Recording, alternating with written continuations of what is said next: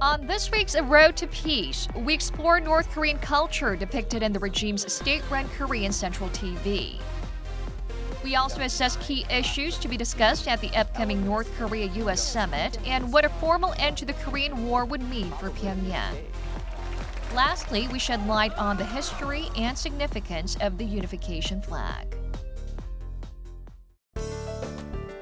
Hello and welcome to our program. A Road to Peace has come back as a regular show, and you are now watching our very first episode.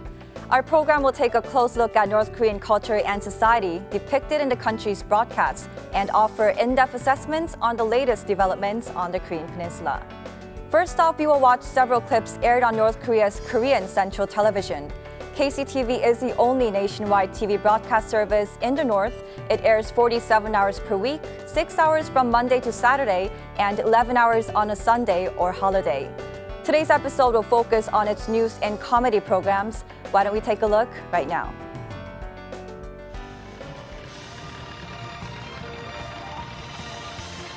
화면에서 보시는 것처럼 피바다 가국단, 국립교회단, 국립연극단 예술인들로 모진 중앙예술단체들을 비롯해서 조선인민내무군 예술선전대, 청년중앙예술선전대원들의 힘있는 경제선동활동에 이어 지금 3지연 전역의 곳곳마다에서는 조선인민군 장일수 소속부대 예술선전대, 각도 예술선전대, 기동예술선동대원들이 힘있는 화선선전, 경제선동의 북소리를 높이 울려가고 있습니다.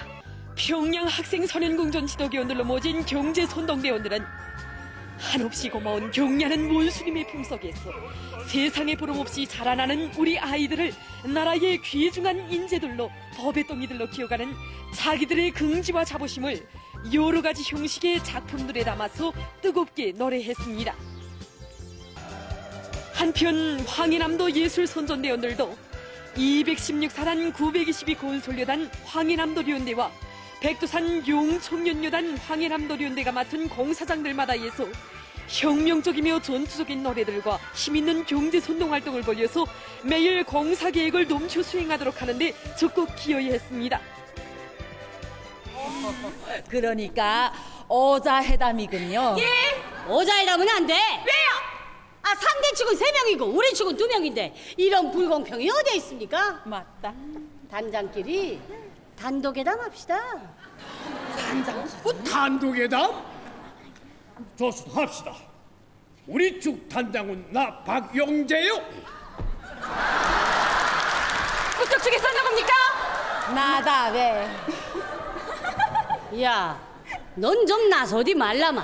야, 언닌 불 달린 하약 같아서 회담엔 안 돼요. 아이고, 넌 그릇 따라 모양이 달라지는 물 같아서 안 돼, 이거. 상대쪽 단장 빨리 나오시. 나왔습니다. 아마이, 임기응변해야 돼요. 그럼. 이기라요. 양보하는 척 하면서 열매는 언니가 따야 돼요. 양보는 안 돼. 한 발자국 양보하면 두 발자국 양보하게 되고 두 발자국 양보하면 원칙을 저버리게 됐는데 양보는 절대로 없다. 내가 먼저 발언하겠어. 굴론더리여 백인더리여 하면서 우리들이 마련한 원군 물자를 인민군대에게 전해주지 못하게 막아나서는 행동도 인정합니까? 인정하오. 아마이, 다 인정하면 어떡해요? 아니, 아마이, 감도 없어요? 여러분 안녕하십니까? 안녕하십니까, 여러분. 제16차 전국 근로자들의 노래 경연 농민부류 사중창 중창 종목 결승 경연을 진행하겠습니다.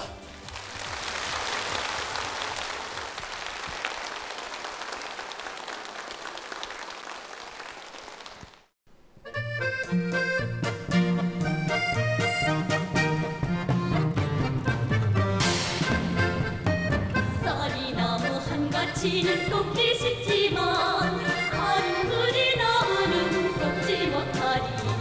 효성들도 모두 다 시무락지면 그 어떤 원수도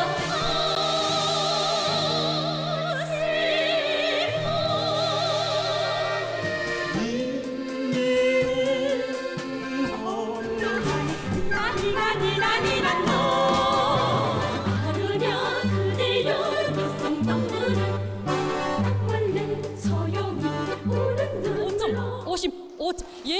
만점 5점이 됐습니다. 오늘 경연에서 우리 농업 근로자들이 평시에 연마한 군중문화 수준을 이 무대에서 남김없이 보였다고 생각합니다.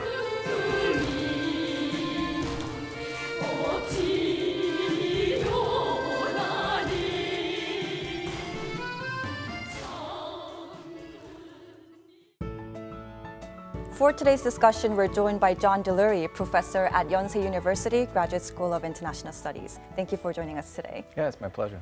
So we just watched a couple of clips from KCTV, and honestly, I was pretty surprised to find that they even had a comedy program. What's your reaction to the clips that we just watched? Well, there's a number of things that stood out for me. I mean, one would be just the focus on economic growth and economic development. You know, that really stood out in that first clip where you see it's propaganda, explicitly propaganda troops, art troops, but the focus of it, what they're encouraging, what they're mobilizing, is these economic efforts. You know, so it's very much in line with, I think, really one of the key elements of Kim Jong-un's North Korea, which has been this focus on the economy since he took power, and now we're seeing that move into probably a new stage where literally the new strategy announced by Kim Jong-un is all efforts on economic development, you know, 100%. And so that's one thing that stood out, is that heavy economic focus.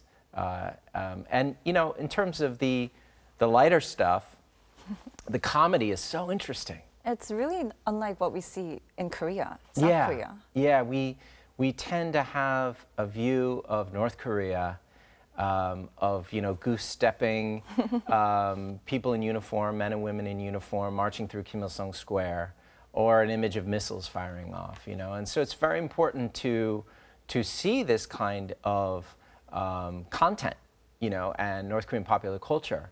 The humor, I mean, it's funny. You know, I'm laughing watching it. It's playing off of stereotypes. It's playing off of, even whether intentionally or not, it's playing off of our stereotypes of North Korean negotiating style. Right. And so that's quite interesting. And then the other thing throughout all those clips is gender. You know, that really stood out, is the role of women, the woman leader, who's really sort of mocking even the male leader, and the power dynamic is of women in charge, women in lead, you know. So, I mean, it's an exaggeration, but there's almost an element of North Korean Me Too, you know, with kind of the strong role that women at least are supposed to play in the society, which is what you see in those images.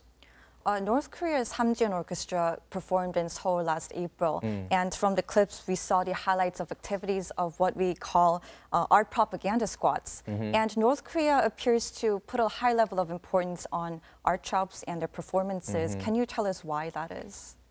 Well, some of this is socialist culture, you know, a shared, if you look back to the Soviet era, and certainly, you know, my real expertise is in China and Chinese history, and this was a big thing in the kind of heyday of socialist culture, was propaganda. In our language is sort of a bad word. Propaganda means you're lying.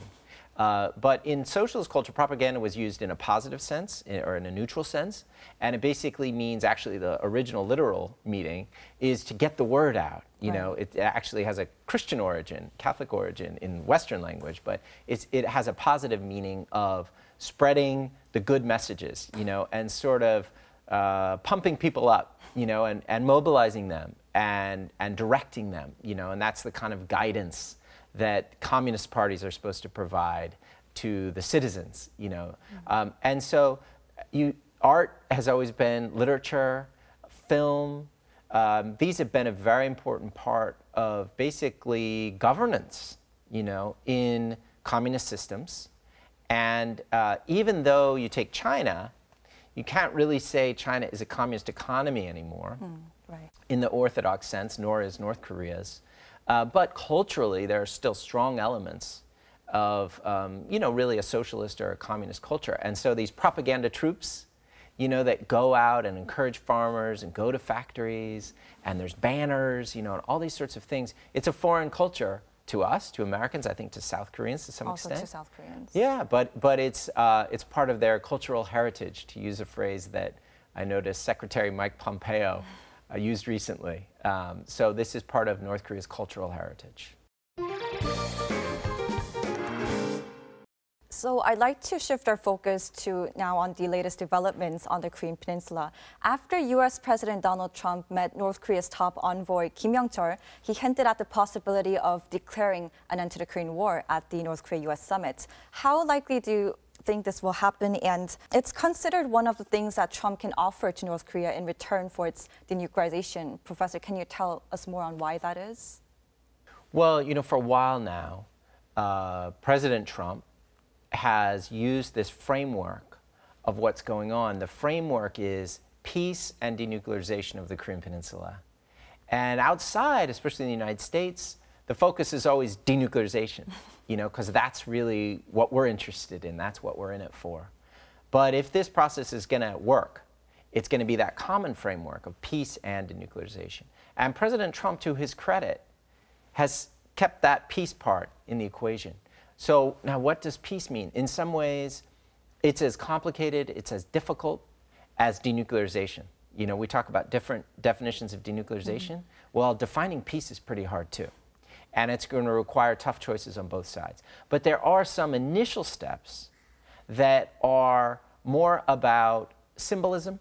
They're more about expressing intent and changing a relationship that way from a hostile relationship to a peaceful, at least neutral relationship.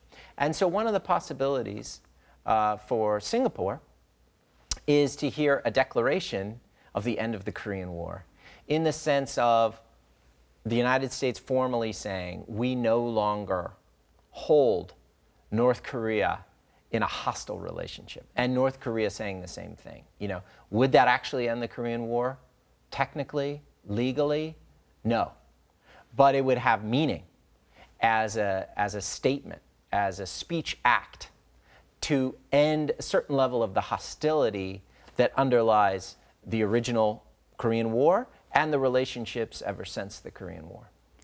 And North Korea has been demanding what many people have been calling CVIG, that is complete, verifiable, and irreversible guarantee of the securities regime. What would this entail? And Professor, do you think that Pyongyang and Washington will be able to find a compromise during the upcoming summit? Well, I hope they can find a compromise. Yes, hopefully. Yeah, I mean, the point of this dialogue is to work toward compromise. And I do see a lot of political will and sincerity on both sides that they want to find a compromise. The term CVID as well as CVIG, I'm not sure that these terms really do help us. They could be useful in the negotiating sense because each party kind of keeps the bar high and says, okay, this is, if you were Santa Claus and you were going to give us everything we want, this is what we want. And so that's CVID on the American side. And so CVIG is like, okay, you know, you're going to have to be Santa Claus too. To some extent, these are unrealistic expectations on both sides, or certainly this is going to take a lot of time, you know, because if we talk about guarantee and security guarantee, let alone complete, verifiable, irreversible security guarantee, is that even possible? You know, is it possible for any state to guarantee the safety and security of another state? I would argue it's not. You know, no one can guarantee South Korea's security. No one can guarantee North Korea's or China's or Americans, right? Security is something that's a constant work in progress, and it's very complex, and no one country can do that for another country. And so it's actually an unreasonable expectation, let alone to say irreversibly, like eternally, the United States can guarantee North Korea's security. That's not a realistic bar. So we have to lower our expectations and look at the real kinds of trade-offs and the real ways in which the relationship can change, because there are things, concrete things, that the United States and South Korea can do to make North Korea feel much more secure, right? To lower the threat directed against North Korea. And some of this stuff is controversial, but examples would include the joint military exercises, and as well as South Korea's exercises, you know. how much do you want to do that stuff? How much training do you want to do? How much do you want to advertise it as something that you're doing against North Korea? If you want to make peace with a country, then you can't keep training and preparing and advertise that you're preparing for a war with that country. You know, now of course North Korea needs to do the same kind of thing and change the way that they posture their military. Then I think Koreans as well as people all around the world are curious about what it will actually look like when the Korean War has ended. And I'm also curious of whether it will naturally lead to unification between the two Koreas. Can you tell us more about that, how it will look like? So there's two parts to that question. It's a great question. What does it look like to end the Korean War? And, you know, for those of us living here in Seoul, probably nothing or very little, because, you know, we don't see the Korean War in our daily lives. No. You know, and South Korea in particular has been completely rebuilt around pretending the war is not going on, you know, at least if you're in Seoul. I think for North Korea, the change could be more profound, you know, because North Koreans are reminded a lot more that they're still in a state of war with the South, with the United States. And so it could be a much bigger difference in the daily lives of North Koreans, where they don't feel that constant pressure or those constant reminders, we're at war, we're at war, we're at war. So we should keep that difference in mind. You know, it could look different for my students, my male students, you know, who are drafted because of universal conscription, who spend time in the South Korean military. You know, their experiences could change if there's not really this state of war. And so that's one area that would affect South Korean society quite a bit, that could change. But even that will take time. That's not something that would happen overnight, you know. So, you know, in some ways, the Korean War is a mental state. And again, North Koreans have it stronger. They have a stronger sense that the war has not been ended than South Koreans. But probably, and I'm not South Korean, so I have to be careful, but at some level, psychologically, South Koreans too, maybe especially older South Koreans, not my students, but their parents or grandparents, they feel that sense of conflict at a psychological level. And so to see images of reconciliation and to see a process, not just Singapore, but that this keeps going on, you know, that the North Korean military and South Korean military hold dialogues and start to take steps to increase confidence between the two militaries, that family reunions continue, that there's more cultural exchange. That collectively, you know, that process can affect, I think, the psychology of South Korea as well, to relieve a burden of conflict. Now, reunification, this is hard enough to think about peace and denuclearization. When you get into the question of reunification, it all becomes even more complex. In my observation of what's happening, and especially this new effort by South Korean government, the Moon Jae-in government, to reconcile inter-Korean relations, dialogue, reconciliation. How does reunification fit into that? I think one thing we're seeing is reunification is something we put off further down. We get there, we take our time, get there slowly. And there could be a long period of focusing on peaceful coexistence. And, you know, peaceful coexistence, it doesn't preclude reunification, and ideally it can lead to reunification, but slowly. And the period of peaceful coexistence, there are certain paradoxes where it requires sometimes letting go of unification, because you have to accept the otherness. North Korea has to accept South Korea's difference, and South Korea has to accept North Korea's difference. So it sometimes can feel like we're moving further away. We're not moving toward reunification. And we don't really know, honestly, what the future holds. So the relationship between this peacemaking and this reconciliation between the two Koreas and peaceful coexistence versus reunification, I think that's a very, very complex question. Thank you, Professor Delury, for your amazing insights today. It's my pleasure. Thank you. You. One of the most memorable Olympic moments in history was when the two Koreas marched under a single flag at the 2018 Winter Olympics in Pyeongchang. You may recall Team Korea carrying the blue flag that showed an undivided Korean Peninsula. Here's a short clip on the brief history of the Korean Unification flag. Earlier this year, the two Koreas marched united under one flag at the opening ceremony of the Pyeongchang Winter Games, which was hailed as a Peace Olympics. The flag bore the image of a sky blue Korean peninsula against a white background. The idea of a unified Korean flag first surfaced in 1989 when South and North Korea held sports talks at Panmunjom ahead of the 1990 Beijing Asian Games. During the talks, the two sides agreed to use the Korean Unification flag to represent their joint team at the Games. We sat down with Jang Chung-sik, former vice president of the Korean Sport and Olympic Committee, who headed the South Korean delegation in 1989 to learn about the story behind the creation of the flag.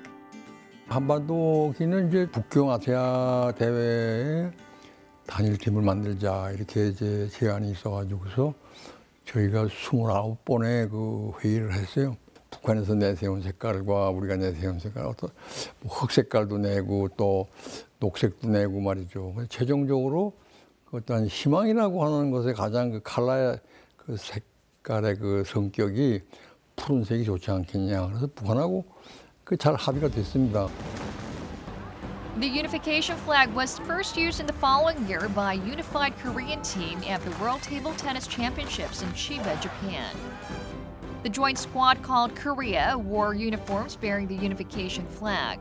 Korea's women's team, led by South Korean Olympic champion Hyun Jung-hwa and North Korean star Lee Boon-hee, defeated China to win the gold medal.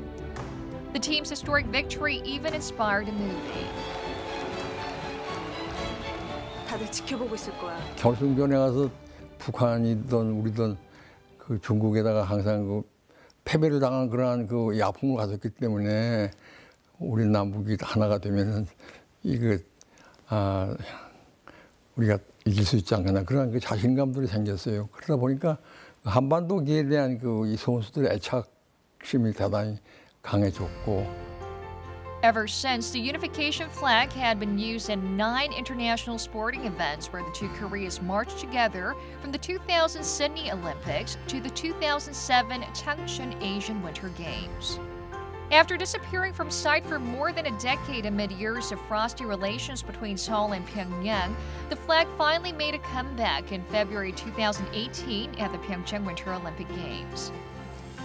올림픽 전에 제가 기억하기로는 남북 관계가 조금 냉랭했던 걸로 기억하고 있어요. 그래서 아무래도 많은 분들이 뭐 단일팀이라든지 아니면 공동 입장이라든지 이런 부분에 대해서 굉장히 뭐 우려하시고 걱정하셨거든요. 근데 막상 이제 올림픽 개막식에서 남과 북이 이제 좀 평화롭게 공동 입장을 하게 되는 순간에 많은 분들이 좀 감동했다. 그리고 뭐 다른 해외 외신들도 앞다퉈서 뭐 감동적이고 역사적인 순간이다라고 많이 보도를 했는데 그런 부분을 볼 때 저도 이제 올림픽 공동 기수로서 굉장히 의미 있었던 순간이 아닌가 생각하고 있습니다. The Korean Unification flag has represented inter-Korean harmony in international sporting events, but it has also been at the center of controversy over its depiction of Dokdo, Korea's easternmost island, that Japan wrongfully claims as its own territory. How was this issue addressed at the time of the flag's creation? 우리 대한민국은 섬이 많은 나라인데 섬을 그린다 뭐 제주도 말고서 뭐 진도 그다음에 뭐 거제도 저 강화도 이런 거 다 넣는다고 하면은 이게 지도가 되겠느냐. 그러니까는 일단 제주도 하나 넣고 다른 거 하자. 그래서 정치적인 색깔로다가 지금 뭐냐 하면은 우릉도 하고 자 옆에는 독도 문제가 나와서 일본하고 저걸 하는데 저희 때는 그런 논의가 전혀 없었어요. Pyeongchang organizers decided to remove the image of Dokdo from the unification flag in line with the International Olympic Committee's recommendation that its inclusion was deemed political. But the use of the unification flag showing Dokdo is still allowed in any events as long as they're not IOC related, like the Olympic Games. A case in point would be the historic Inter-Korean Summit in April, when a mango mousse with the unification flag with Tokdo on top was served as a dessert at the official banquet dinner. 평화라고 생각합니다. 남과 북이 평화롭게 올림픽에서 공동으로 입장했던 그런 순간처럼 정말 이 한반도에서 평화 속에서 많은 분들이 그렇게 살기를 희망하는 바입니다. 네.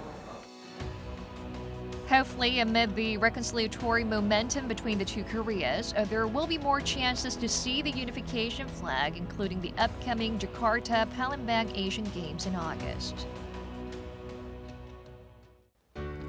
This is all we have for you today. Thanks for watching, and we'll be back next week.